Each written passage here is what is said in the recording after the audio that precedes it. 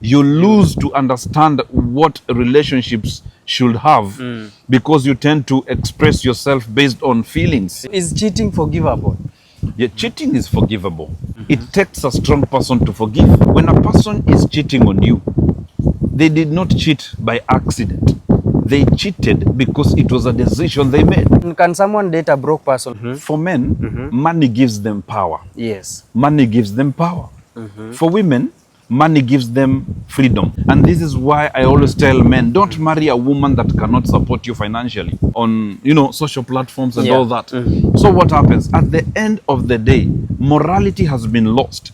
Because whatever is created and has been created out there by bloggers, by people who are not even informed, they just want to see their contents, get more likes, and more shares. Views. You will never see billionaires posting their partners on social platforms. Marriage was God's idea, God's design, so that humanity can experience the power of God. Do you think it's marry late and sure or early and grow together?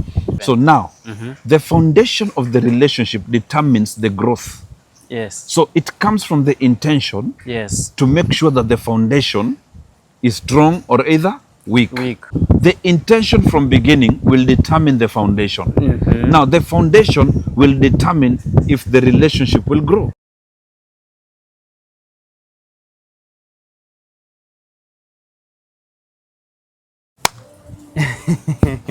Yes.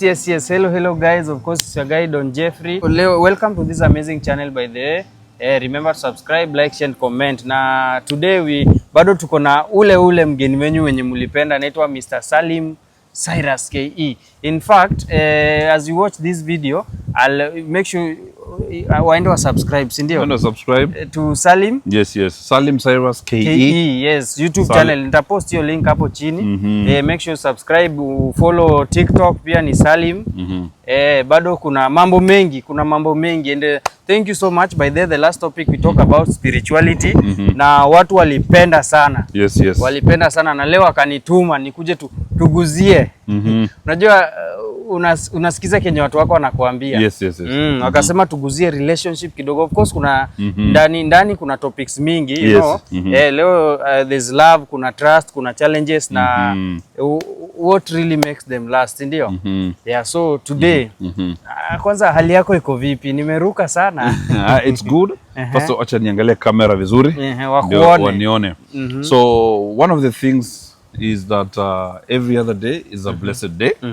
And for this opportunity, I can say thank you so much, even for bringing me back. Yes. Even for the demand that was placed. Yes. Thank you so much. I don't take it for granted. Kweli kabisa.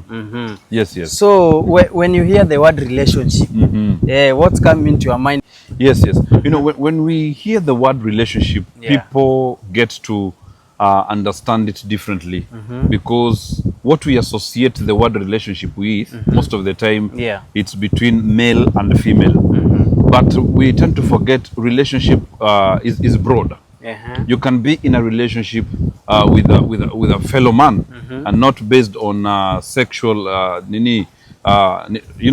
sexual things and whatever. This is just my friend. I'm in a relationship with this person. Even ladies, they have relationships with each other and not based on certain desires that are not right. I'm just in a relationship. But now, when we talk about being in a relationship, when it comes to between a male and a female, this is something that whereby their sexual desires that are followed by it, their sexual needs that are part of their emotions and all that. One of the things that people don't get it right when they get into a relationship, they do not tend to understand what it entails to be in a relationship. And one question that people keep on asking me, when is the right time to get into in a relationship? And this is what I tell them. You know, relationship is it's not about age. It is about knowledge. It is about knowledge. The right age for you to get into any relationship is when you have knowledge. That is the right age. When you have knowledge. When you have knowledge. So when you talk and say, you know what, can I get in a relationship when I'm 19, 18 and 20? Yes, you can be in a relationship when you're 18 and 19, as long as it is not a relationship that is sexually oriented. You get the point? When it is not sexually oriented. Because today I was just learning something biologically. Yes. When you get to sleep with many men, when you get to sleep with many men as a woman, what happens to you? Wanasema body count. The body counts in a panda. And then also, yes, there is what we call the DNA particles. The DNA particles remain in a woman's body for 5 to 10 days. 5 to 10 days in a woman's body, imagine. Yeah. So how, if you sleep with many women, many men, what happens to you? There are certain things that you cannot control unless you choose to live a life that is right. So the issue of relationships, being in a relationship, it is something that many people don't get it right. Yeah. Because they lack the understanding. The understanding of what to be in a relationship. So do you think like how do you think in our current generation they take love differently as our the millennials, and I use millennials, our past nini for the watu wa kitambo? Not really, because nothing is new under the sun. The problem with the current generation, they try to define being in a relationship differently. If you don't have money, I cannot be with you. If we cannot have sex, I cannot be with you. So they've surrounded the idea of relationships based on it's like it's exchange. It is transactional. So at the end of the day, the idea of being in a relationship has lost its value. There is nothing that is tangible. So there is nothing that is different. That big. The difference is on the individuals, especially in this current generation. They want to experience being in a relationship based on certain ideologies and perspectives. Yes. So what do you think? Is it what's important between love and loyalty? Love and loyalty. Number one, love. What is gani ndio iko important sana? In fact, loyalty is very much important because love in itself is a decision. So a person who is loyal to you will make a decision that is paramount to be with you. So love is not a feeling. Love is not an emotion. Love is a decision. It is the decision you make. You choose to love. You don't feel to love. Because the feelings are, those emotions are chemical reactions. And remember, even if you take soda and you just shake it, some minute it's going to cool down and calm down. The gas is going to be over. So it will calm down. So what happens? You lose to understand what relationships should have because you tend to express yourself based on feelings. So emotions. Loyalty is much more important because we go back even to trust. Like trust. Trust is very important because trust comes before love. So there are people, like you get to see these gangsters, how they behave. They prefer a trusted partner, a loyal partner who they can co-work and they can be partners in crime. Beyond even love. So since you've said like loyalty is more important, like so is cheating forgivable? Cheating is forgivable. And it depends under what condition. It depends with the individuals. And maturity is paramount also. And remember, forgiveness is the attribute of the strong. If people are not strong within themselves, they cannot forgive. It takes a strong person to forgive. So when a person cheats on you, when we talk about loyalty, when a person is cheating on you, they did not cheat by accident. They cheated because it was a decision they made. There is nothing wrong that you did or they did that made them to cheat. It was a decision they made. I can wrong my wife, I can wrong my girlfriend. But it is for my girlfriend or my wife to make a decision to cheat. So cheating is a decision, but in itself, it can be forgiven. And remember, forgiveness does not mean reconciliation. Forgiveness means I forgive you, but if I don't want to be with you, I can let you go. So we've reconciled, by choice, based on maturity, and also maturity demands, I can forgive you and let you go. So forgiveness does not mean reconciliation. I forgive you, but live your life. So there's a I believe by the end of this discussion tutakuwa tumepata mafunzo. So you just be keen and make sure subscribe. So like there's a time umeguzia mambo na pesa. Do you think in our current world can love survive without money? money is important in a relationship, but it is not critical. We have to define.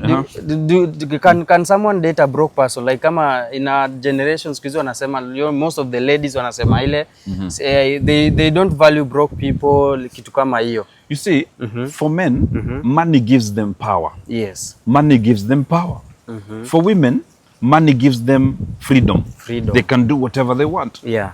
So the problem is in knowledge. Yes. So when you get to be involved with a partner that understands that people begin from somewhere, it is very important. That is why every time I tell people who are in relationships, don't marry potential, marry reality. Marry reality. When someone comes to you and they are true to you, they are not financially stable, it is for you to choose. Can I be with this person? Yes. But now it has become transactional, being in a relationship, and that is why relationships are not thriving, because people really want to be with people that can give them money, can support them, and this is why and this is why I always tell men, don't marry a woman that cannot support you financially. I always tell men also, don't marry a woman. If a woman comes with her demands, don't marry a woman who cannot support you financially. It is also important for a man to be supported. Money is not one-sided, and that is why it is also important to be with a partner that you can co-work. You can be together, work together, build together, structure things together, so that you can begin to see yourselves become better and better in this life. Yes, it's a good one, but for me, I see like nowadays, social media and like social media we naribu whatever we view as love, like in a destroy kabisa. Do you think inaweza kuwa inachangia? Yes, social media has a lot of information. Yes, and it's and all social platforms. Yes. So it takes a person who understands how everything goes. Because not everything on social media is consumable. Yes. Not everything you can, you cannot consume everything. You cannot take in everything. Yes. There are things that are on social platforms that can destroy you, that can make you lose your sense of becoming and all that. And that is why many people in today's world, especially this current generation, they are so much focused on what is happening on social platforms and all that. So what happens at the end of the day, morality has been lost, because whatever is created and has been created out there by bloggers, by people who are not even informed, they just want to see their contents get more likes, more shares, more views and all that. They will share certain kinds of informations that will break people, and it is for you to choose what will get inside you. That is why we always say garbage in, garbage out. So it's important. So it's important. Yes. So like since we are talking about social media, would you prefer posting your partner online, or you believe in ile private mambo ni private? I think I would love our viewers to learn one thing that is very profound. Have you ever seen any billionaires? Every trillionaire, whatever name, mention all the billionaires. You will never see billionaires posting their partners on social platforms. Even big guys, even celebrities, most of them, you'll never see them posting their partners. Living a private life is very beautiful. Having a life that is so private. In today's world, we see that when you post even your partners. The other day I came across this this information from a certain guy who was saying, the time you're posting your children on Facebook, on all Facebook, whatever YouTube, kind of platform, all these social platforms, what happens? There are people who are watching, monsters out there. They will try to look for your location, and if they like what they are seeing, they will kidnap what they are seeing. And that is why we see the rise of issues like rape, issues like all these things are happening in our society. So it is better to have a private life, and it means nothing when you post your partner. It also means nothing if you don't post as them. long as you know what you value for each other. If you love your partner, if you care for your partner, even in private, it is still okay not to post your partner. Really kabisa. So like these questions I'm asking us as per the view of our current generation. And as for me, do you think like marriage is still necessary? or is it an outdated tradition? Like, Very beautiful. That is a good question. yes. Number one, we have to understand marriage began with God. It was not man's idea. Yes. And the need for marriage, it was not about just enjoying sex, because Yes. marriage is not a playground for sex. Marriage was God's idea, God's design, so that humanity can experience the power of God. Yes. But because of our selfish desires, Yes. because of our perceptions, many people are trying to make marriage look like something that does not have value. And that is why the other day I saw these young people talking and say, marriage ubamba mafala. This is one person that has lost the interest of what marriage entails. Heartbreak, Yes, ama. because of heartbreaks, Yes. because of all these things. But when we talk about culture Yes. and tradition, Yes. marriage is not an outdated idea. It is the reality of who we are as human beings. Yes. I know someone will say, I can have children even without marriage. But remember, you cannot love 2, 3, 4, 5 women. You Yeah. cannot love 5, 7, 8, 10 men. It is impossible. Yeah. Your heart is one, and it can only love one person. One person. One person. Umesema And, mtu hawezi kuwa polygama akuwe na wawili. polygamy is a traditional idea. Yes. Whereby people tend to think it is okay. I'm not going to judge you. Yeah. If you marry 10 women, 1,000 women, that is not up to me to judge you. Yes. But I think marriage with one person, Yes. it gives you a certain peace when you make a decision with the Yes. right person. With the right So it person. is not outdated. Yes. It is just that people have certain desires, especially in this current generation. People have certain desires they want to fulfill. Yeah. I cannot sleep with only one wife. Yeah. Today I just came across some statement from someone, and he was saying, people who are married to only one wife, Yeah. they are stupid. Yeah? And then I was like, what is this guy saying? Then I got to understand. Yes. He believes having 2, 3, 4, 5 women, it is okay. It's okay, That yeah. is his own idea. Yes. But the idea of God, Yes. let me give a verse. There's a verse in the book of, I think, Matthew. Matthew. The disciples went to Jesus and asked Jesus concerning marriage. Yes. You know what? According to the law of Moses, it was written that when you want to divorce your woman, you should give them a certificate of divorce. Yeah. And they asked Jesus, what do you think about this thing?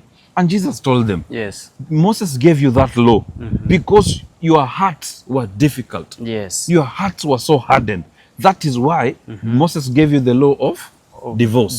That yes. you can divorce. Yeah. But now Jesus gives them a statement and tells them that from the beginning it was not like so.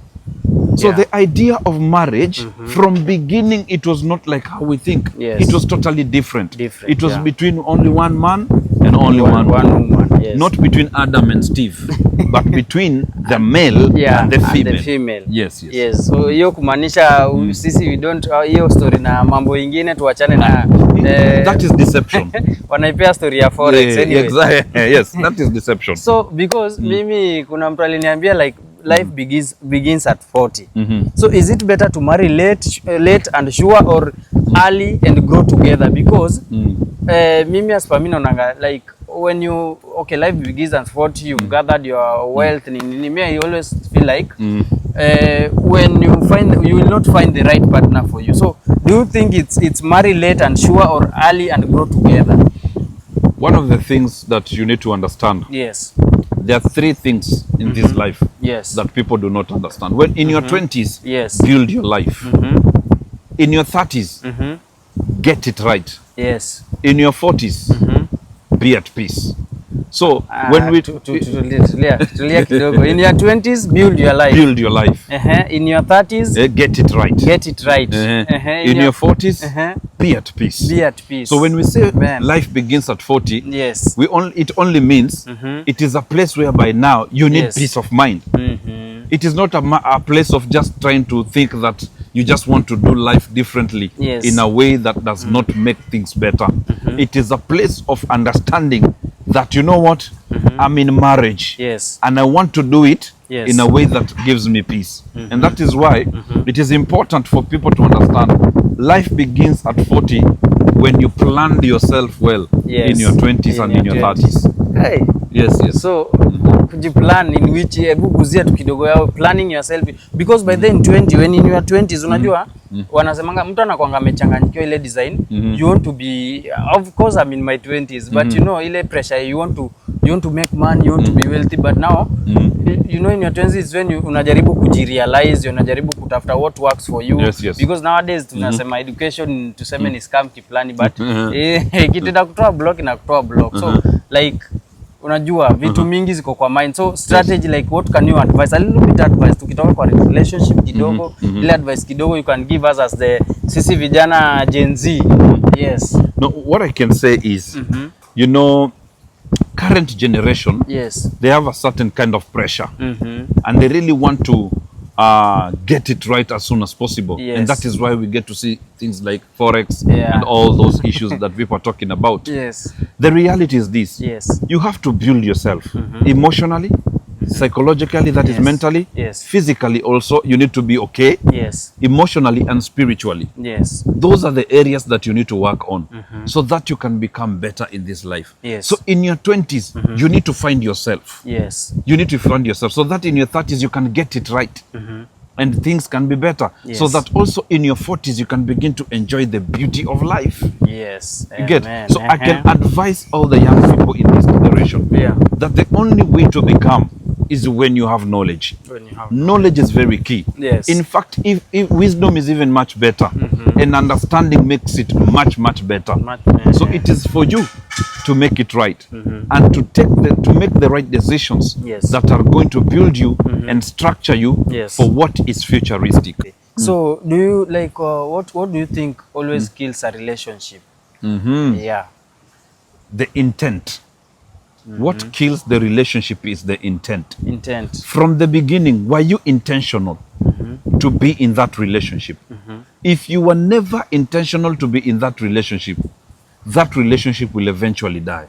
Yes. Lakini see, you know, people always come with different intentions. Intentions go different. So now, the foundation of the relationship determines the growth. Yes. So it comes from the intention to make sure that the foundation is strong or either weak. Weak. You get it? Yeah. So the intention should be based on positivity. Yes. And that is why it is important. From the beginning, you should read the signs and the wonders. We call them the red flags. Red flags. You should read those signs. In order for you to have something that will enable your relationship to become or grow, you need to be on what will help you become. Yes. So the intention from beginning will determine the foundation. Now the foundation will determine if the relationship will grow. Word of wisdom. Yes. The intention from the beginning will determine the foundation. Foundation, yes. And the foundation will determine basically the growth or the outcome. So if you find people struggling in their relationship, check the intention. You will know the foundation. You'll know the foundation. Yes, yes. Hey, bado tuko na vitu mingi za kuguzia hapo kwa relationship because hapo kwa vitu mesema like how mtu atajua hii about red flags and whatever, but that one will make it for another day. So for me, but actually I asked that question when I was directing it like about lies, telling the lies and maybe attention in that view. Yeah. All right. You see, what all these things are come up because people they were not intentional from beginning, and they did not create that place of loyalty, trust, their love based on decision. Yes. If someone lies to you, they do not respect you, they do not value you. Yes. If this person hides things from you, they do not appreciate the fact that they are with you. That is why people are losing out every other day. Yes.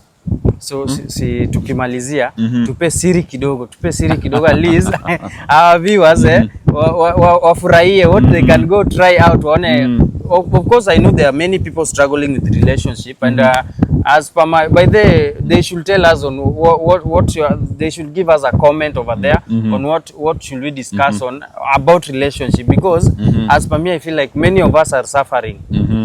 Kuna wengi wetu wanaumia na wanataka advice mambo, so if you can give at least siri tu moja tukimalizia. So the top secret, the greatest secret is this: don't marry potential, Don't get involved yourself with potential. Yes. Marry reality. Marry reality. That is where you're going to make the right decision.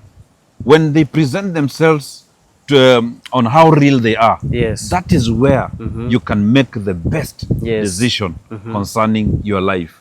Remember, yes, yes, don't be ignorant about the small or little foxes, yes, the little things yes, that are not even making you happy. Yeah. Address those issues as soon as possible in order for you to see yourself thrive in that relationship. In that relationship. Yes. Thank you so much, guys. We'll want to hear your truths about relationship, and thank you so much, Mr. Salim. Thank you. Remember to subscribe. Remember to, I'm going to post the link down there yake pia subscribe, follow for more insight like this, ndio. Tukimalizia, you can give us a word of wisdom. Unajua, I respect you because maneno zinatoka yani zile mzito.